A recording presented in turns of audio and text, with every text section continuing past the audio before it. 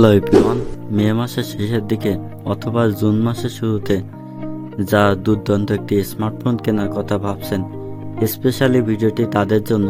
কারণ আজকের ভিডিওতে আলোচনা করা হবে 15 থেকে 20,000 টাকার মধ্যে সেরা 4টি স্মার্টফোনকে নিয়ে। আশা করি এই ভিডিওটা সম্পূর্ণ দেখলে 15 থেকে 20,000 টাকার মধ্যে ভালো স্মার্টফোন আপনি নিজেই খুঁজে নিতে পারবেন।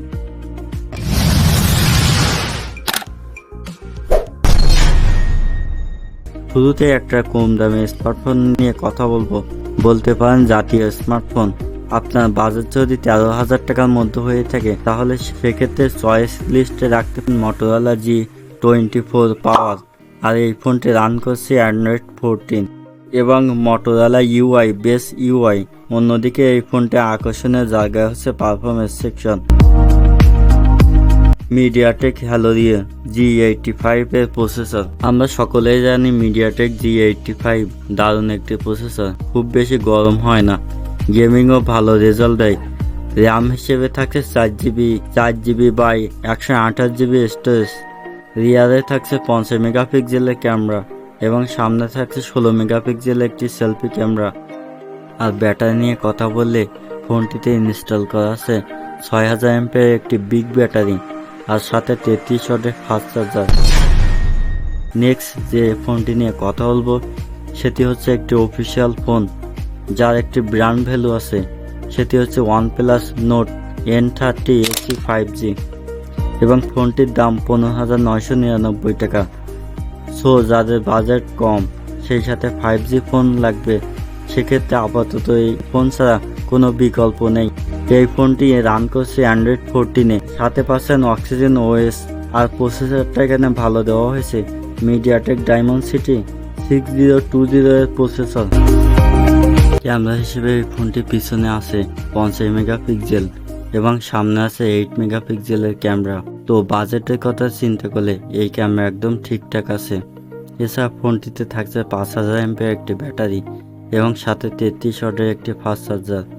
আর এই ফোনে থাকছে 4GB র্যাম সাথে 128GB স্টোরেজ। সুতরাং OnePlus-এর মতো কম দামে অফিসিয়াল ফোন হিসেবে এটি একটি ট্রাই করতে পারেন। পরে যে ফোনটি নিয়ে কথা বলবো সেটি হচ্ছে মটোরোলার একটি স্মার্টফোন মটোরোলা G54। ডিজাইনটা আহামরি না হলেও এর কনফিগারটা বেশ ভালো। ফোনটিতে 8GB বাই 128GB, দাম 20,000 টাকা। সামনে থাকছে ফুল LED প্লাস ডিসপ্লে যার সাইজ হচ্ছে 6.5 ইঞ্চি, সাথে 120 GHz রিফ্রেশ রেট থাকছে। আর ফোনটি রান করবে অ্যান্ড্রয়েড 14 আর প্রসেসর হিসেবে মিডিয়াটেক ডায়মেনসিটি 7020 ইনস্টল করা হয়েছে। সো যারা গেমিং করতে ভালোবাসেন তারা এই ফোন চয়েস লিস্টে রাখতে পারেন।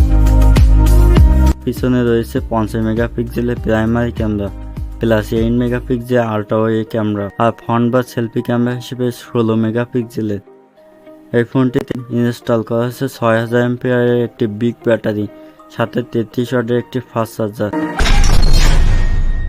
সর্বশেষ যে ফোনটি নিয়ে কথা বলবো সেটি হচ্ছে 20,000 টাকার মধ্যে দারুণ একটি স্মার্টফোন। তো আপনার যদি 20,000 টাকা বাজেট থাকে তাহলে সেক্ষেত্রে চয়েস করতে পারেন ইনফিনিক্সের হট একটি ডিভাইস ইনফিনিক্স হট 14।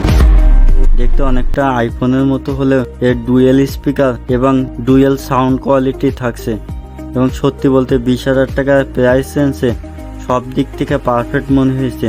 3টা কালারে বাজারে লঞ্চ হয়েছে।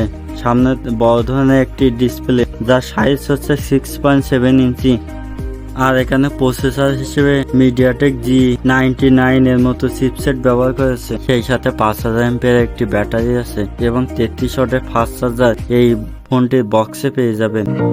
আর এই ফোনটির পিছনে আছে 3টি ক্যামেরা সেটআপ যা মূলত 8 মেগাপিক্সেলের ক্যামেরাটাই কাজের। অন্যদিকে ফ্রন্ট বা সেলফি ক্যামেরা 32 মেগাপিক্সেলের। আশা করি এই ফোনের ক্যামেরা দিয়ে খুশি থাকবেন। ওভারঅল আপনি যদি 15 থেকে 20,000 টাকার বাজেটের মধ্যে এই 4টি ফোন থেকে যে কোনো একটি ফোন কিনতে পারেন তাহলে আশা করি ব্যবহার করে স্যাটিসফাইড হবেন। ভিডিওটি আজকে এই পর্যন্ত। আপনি যদি আমাদের চ্যানেলের নতুন দর্শক হয়ে থাকেন মাস্ট বি চ্যানেলটি সাবস্ক্রাইব করেন এবং ফেসবুক পেজ থেকে দেখলে ফেসবুক পেজটি ফলো করে রাখুন। দেখা হচ্ছে নতুন কোনো ভিডিওতে। সেই পর্যন্ত ভালো থাকবেন, সুস্থ থাকবেন। আসসালামু আলাইকুম।